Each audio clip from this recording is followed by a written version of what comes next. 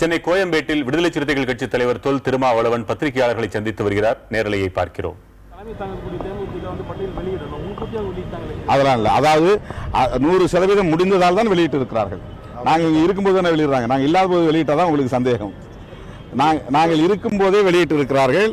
100% தேமுதிகவுக்கான தொகுதிகள் அடையாளம் காணப்பட்டதன் அடிப்படையில் தான் ஏற்கனவே அவர்கள் தயாரித்து வைத்திருந்த வேட்பாளர் பட்டியல் வெளியிடப்படுகிறது. மற்ற 5 கட்சிகளுடைய தொகுதிகள்லாம் முடிவு பண்ணிட்டீங்களா? முடிவாச்சு.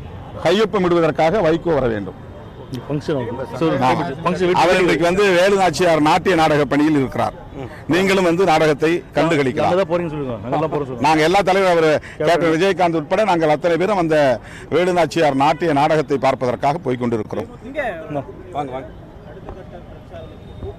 வேட்பாளர் பட்டியல் அறிவிச்ச பிறகுதான் கூட்டு பிரச்சாரம் என்பது தேவை இருந்தால் தலைவர்கள் ஒருங்கிணைந்து அந்த ஏற்பாட்டை செய்வார்கள். மாமண்டூர் மாநாடு நடத்திருக்கீங்க. இந்த மாநாட்டுக்கு முன்னாடி பின்னாடின்றதுல இப்ப எப்படி இருக்கு அந்த மாநாடு நடத்துறது?